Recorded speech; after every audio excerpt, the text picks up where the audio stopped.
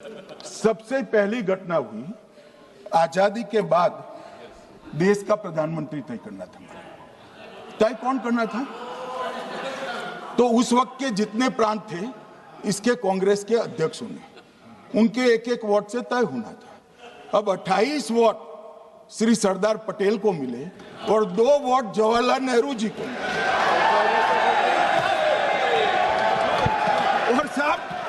और साहब प्रधानमंत्री जवाहरलाल जी बने।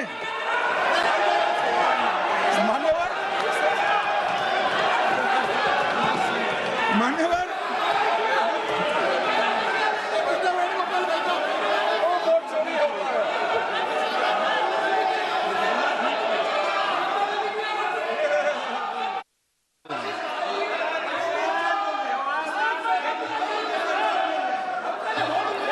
प्लीज, माननीय गृह मंत्री जी, माननीय गृह मंत्री जी,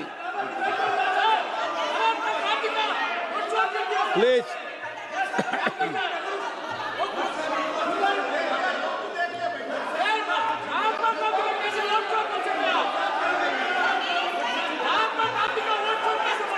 बैठो बैठो, बैठिए माने, प्लीज प्लीज प्लीज।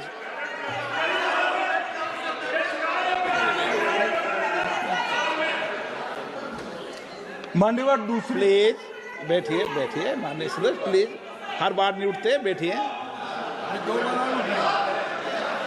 मान्यवर दूसरे प्रकार की वोट चोरी और नैतिक तरीके से चुनाव जीतना, ऐसी वोट चोरी भी भूतकाल में एक बार हुई थी। श्रीमती इंदिरा गांधी रायबरेली से चुनी गई। इलाहाबाद हाईकोर्ट में श्री राजनारायण पहुंचे कि चुनाव नियमों के अनुसार नहीं हुआ।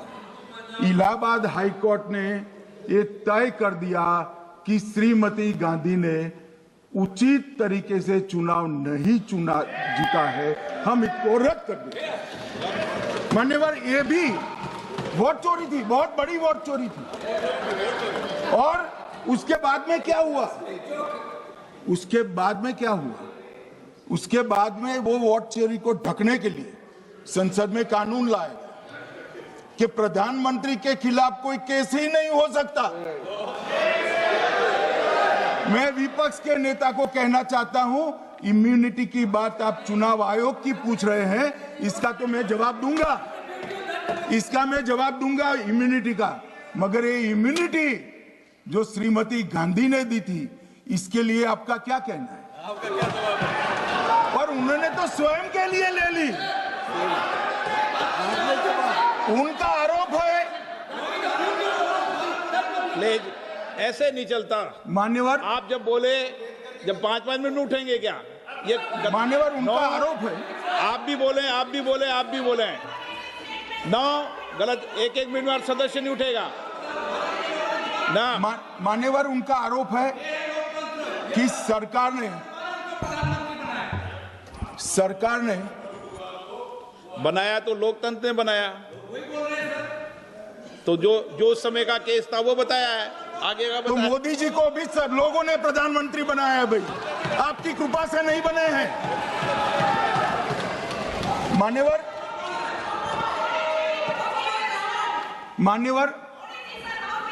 नो प्लीज, से माननीय तरीका ठीक नहीं है आपका, 2-2 मिनट में उठना। मान्यवर विपक्ष के नेता ने कहा कि आपने चुनाव आयुक्तों को इम्यूनिटी दी। इनका आरोप सत्य नहीं है, मैं इसकी बात बाद में करता हूं। परंतु हमने तो चलो मानो चुनाव आयुक्त को इम्यूनिटी दी, श्रीमती गांधी ने तो अपने आप को इम्यूनिटी दी। और फिर जब ये संवैधानिक सुधार के वायरस चैलेंज हुए तो वो केस जीतने के लिए 2, 3 और 4 नंबर के सर्वोच्च न्यायालय के जज को बाईपास कर 4थे नंबर के जज को चीफ जस्टिस बनाया और वहां केस भी जीत लिया। और मान्यवर, ये तो इतिहास है, कौन जुटला सकता है? इनको कोई पढ़ाता नहीं है इतिहास, ये तो इतिहास है, सर्वोच्च अदालत और संसद के रिकॉर्ड में रखा हुआ इतिहास है। इसके खिलाफ लल्लन सिंह जैसे कितने लोग पूरा जीवन लड़े बिहार में, इमरजेंसी के खिलाफ जेल में गए। लाखों लोग गए।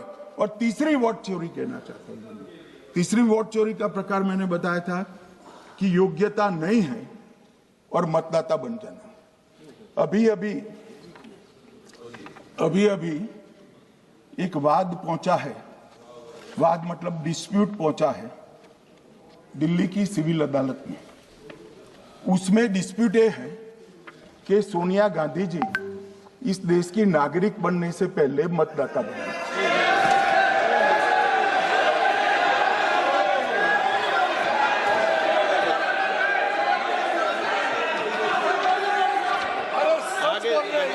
आगे सुनो, बोल क्या रहे, पूरी बात तो सुनो। मान्यवर,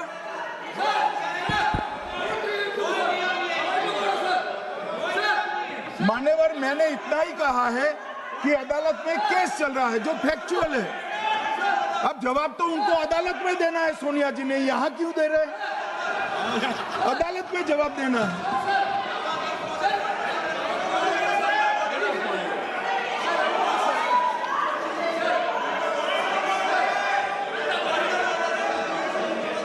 बीच के भाषण में पॉइंट ऑफ ऑर्डर नहीं होता। नहीं है सर, मुझे याद है जो माननीय सदस्य नहीं है, ये 352 ये रहा, 352 टेबल पे रहता है, मुझे वहां याद है 352। Home Minister is speaking about an issue which is pending in the court. Actually, what happened, sir? Rosa will report some period.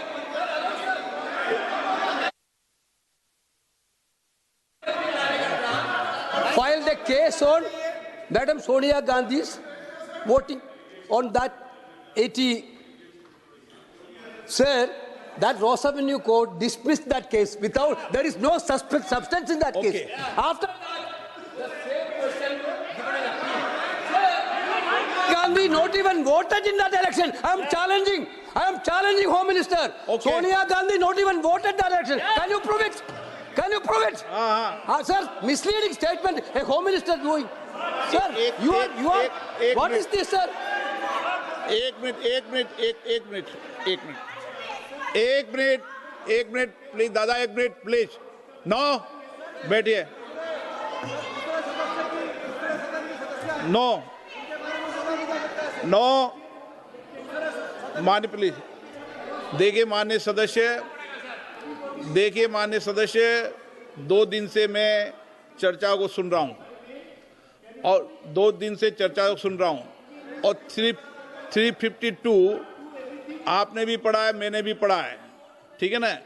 कई बार इधर से भी उधर से भी इस विषय को कई बार बोला गया है। जब डिबेट चलती है उसके संदर्भ में कई विषयों को बोला जाता है, ठीक है ना। और इसीलिए सुनिए बात, माननीय गृह मंत्री जी ने, आपने आधी बात सुनकर हर 2-2 मिनट में उठने लगोगे, ऐसे चर्चा नहीं होती। आप उनकी पूरी बात को सुनिए, क्या संदर्भ था, उन्होंने कोई फैसला नहीं दिया है, उन्होंने एक जानकारी जो आई है वो जानकारी सदन के पटल पे रखी है। अब मुझे सुनिए तो, अब आपने एक मुद्दा खड़ा किया, मुझे जवाब तो देने दीजिए। मान्यवर, मैंने कुछ ऐसा नहीं कहा, मैंने सिर्फ इतना कहा है कि एक वाद दायर हुआ है दिल्ली की अदालत में। मैंने कोई कंक्लूजन नहीं कहा, मैंने कहा कंक्लूजन का, मैंने कोई कंक्लूजन नहीं कहा। कंक्लूजन तो जब उनका नोटिस का जवाब वो दे देगी तब अदालत देगी, तब फिर से बताऊंगा मैं। मगर अभी तो मैंने सिर्फ इतना कहा है कि वहां एक केस रजिस्टर्ड हुआ है जिसमें श्रीमती गांधी को नोटिस इश्यू किया है। इसमें इतने लाल पीले होने की जरूरत क्या है? मान्यवर, हम सबका साझा दायित्व है, हम भी विपक्ष में बैठे, हम चुनाव जितने जीते हैं इससे ज्यादा हारे हैं। हम लोगों का तो एक प्रकार से पौना जिंदगी ही विपक्ष में ही चला गया, चाहे राज्य हो या केंद्र हो। कई चुनाव हमारे, हमने चुनाव आयुक्त और चुनाव आयोग पर कभी आरोप नहीं लगाए।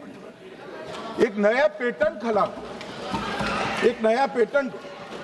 मैं पूरा वाक्य नहीं बताना चाहता।